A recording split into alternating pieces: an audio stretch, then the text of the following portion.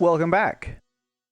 Obviously, in this video, we're going to be actually reviewing the kit that we installed in the last video. If you're unaware, you haven't watched that video, I suggest you go check it out. It's actually the installation of the Worker Mods Full Metal Plunger Tube, Mag Release, Telescoping Piece, Catch, and Priming Bar assembly. We did learn in the last video that the stock plunger tube is actually slightly smaller diameter, inner diameter, to the metal one. So the metal one is slightly larger by about 12 thousandths of an inch. Not a whole lot, but enough that we may see a slight increase in our FPS numbers. That's what we're going to determine in this video. We're also going to be going over a few little things that I've noticed by just playing with the blaster as it is, and how the ease of installation was. Now, everybody's already going to be interested in chronograph numbers, so let's head to the garage.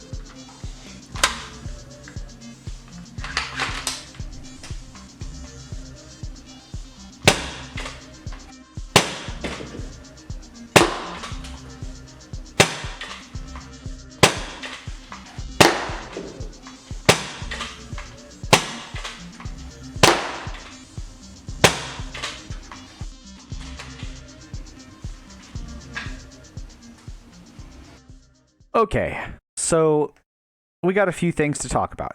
Yes, first, my shirt has changed. It's a different day. It's taken me a lot longer to get this review out than expected. Anyways, going back through what my last review was with the metal barrel and metal pusher kit, the last video showed it as a low of about 174 and a high of 199. Averaging was 190 FPS. With this kit, we saw an average of 183. You know, we didn't see anything above 191, and we saw a low of 173. The low didn't really change much. The high actually went down a little bit, which is surprising. Now, I assumed that this was because of the spring load. Maybe the AK Blaster Mod spring just wasn't enough.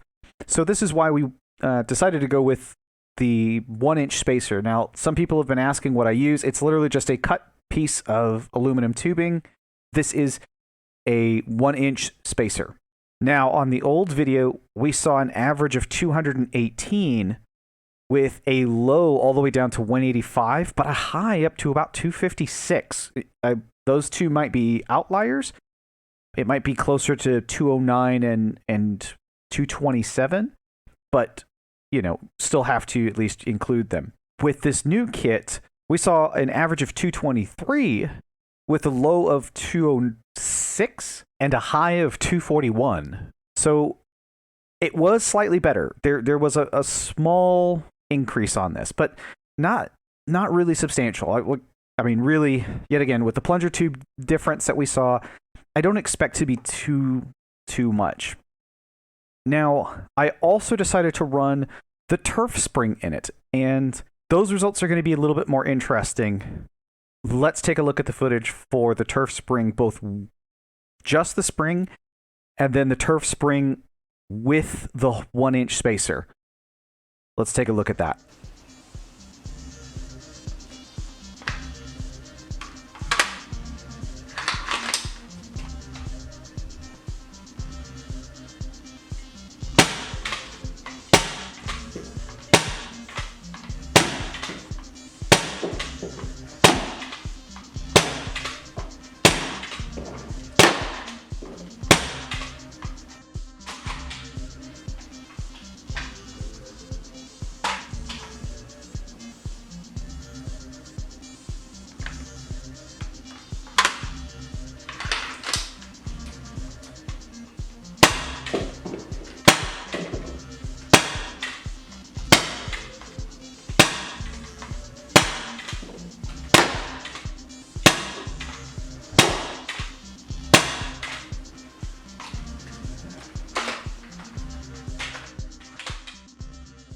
So yeah, results for the turf spring were a little different.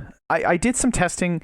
Somebody in my comment section for the other kit wanted to know some numbers for the turf spring, so I put just the spring in, and my average was 214 at the time, which was surprising. It wasn't as high as I would have expected, but still 214 is not bad. With this kit, both the kits installed, we saw, without the spacer, just the turf spring, an average of 223. Our low was 212 and our high was 227. Yet again, not really that impressive. We see numbers like that just with the turf spring on its own almost. Turf springs just thrown into a stock Nexus get, 220s, 221 in a lot of cases. But you do have some varying FPS numbers. They can go down to as low as 170s I've seen, all the way up to 230s. They just kind of swing very wildly. What really was interesting was the spacer. So with the spacer, the same 1-inch spacer, I got an average of 219. And our low was 200, but our high was 245. And something else happened. The spring got worse. It's bent even further out of shape than even the last video. So putting that spacer in there. Whatever turf uses for their spring material, unfortunately, has poor repeatability. This material does not hold up well to high compression loads and repeated high compression loads, like I said, with say like the spacer, or just even in the stock blaster, because it's not it has a lot of pre-compression on it, just even in the stock blaster. So this is a bit unfortunate, because this spring, while it is technically a good spring, just does not hold up to the abuse. Now, this leads more questions than answers for this kit, and whether or not it's worth it to you. Stuff like this and the spacer, this could be something to do with the plunger tube actually being larger, inner diameter.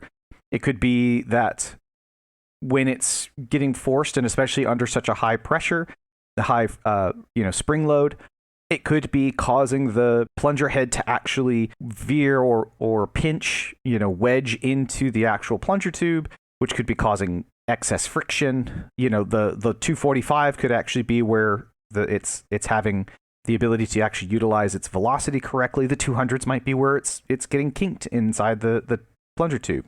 I don't know. It could even raise more questions of, does it have something to do with the lubricant that I use? So the current lubricant that I use is the Superlube O-Ring 56204. I personally like this one the most because it's not as thick as the grease, the Superlube 92003 silicone grease that they offer. I know a lot of people really prefer this one, but I don't like how thick it is. I personally like one that's more of a medium viscosity. I do have the intentions of actually trying out a silicone oil instead. This is the 56104 Superlube, and I'm curious between all of these if any of these will make a potential difference in this. That leads me to, is this kit right for you? Short answer is yes and no. I think this is a good kit for very particular applications. I like that the telescoping piece is metal. I like the fact that you can get the entire metal priming bar and Picatinny, because I know some people in my local group, actually, this entire block has split in half and broken in the middle of a game.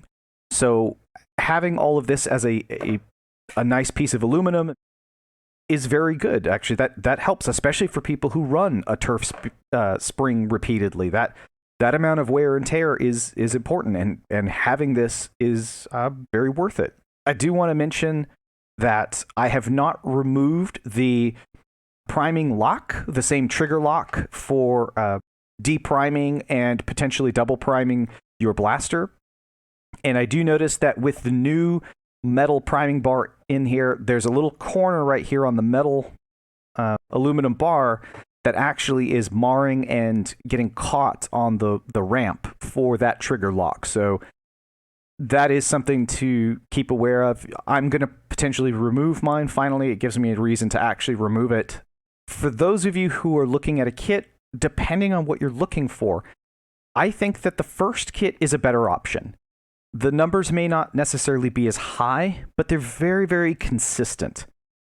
If you do decide to get this kit, I would suggest it if you are running higher spring loads or you want a little bit more tunability, but it will come at the cost of having to fiddle with internals and fiddle with what spring loads you're using. Obviously, a tuning caps could actually help me a lot, being able to tune up or down, because some of these numbers are a little too hot even for my local game where our cap is 220 FPS. There is some questions about potentially using the stock plunger tube actually, but keeping all of the other parts. I may go back to the stock plunger tube and see if I get better performance. This also may lead to the issue of the Teflon tape. Maybe I have too many wraps of Teflon, or maybe I should remove the Teflon. Maybe I should get a different O-ring. I mean, there's a lot of questions that can really be asked on this, but we'll, for the sake of the video, just keep it at whether or not the kit's actually worth it to you. Like I said, I think it has good points and bad points. It's not necessarily worth it to everyone. If you're running just the AK Blaster mods, Spring, and you want good FPS numbers, like I said, closer to the 200s, the first kit actually, with the barrel and the metal pusher, with as well as this top Picatinny, is actually really solid on its own. You wouldn't even need the rest of this. If, say, for the sake that this is broken on you, or you're having some other issues, or you're starting to now tune a little bit higher or lower, like you want to run your spring spacers or tuning caps, or even just running the turf spring, I would say this kit's worth it, but there might be parts you can kind of pick and choose out of it. I think that's really it. Like I said, there's going to be a little bit more testing I'm going to have to do to really get this into what I prefer as a blaster. Not as straightforward as you would expect. This was a kit that I did purchase on my own. This was not paid for by anyone else. Nobody gave me this kit. I'm not being paid for this review either. So this is my honest review and my honest opinion on what I see with this blaster and these two particular kits installed. Thanks for sticking around. I appreciate it. I do have some more reviews coming in. I actually just received the Worker Cheetah, even though Worker did just announce that they have the new mag-fed version that should be coming out soon. But while we wait, I will get the Cheetah review out in the meantime. So thanks again, and I hope to see you in the next one.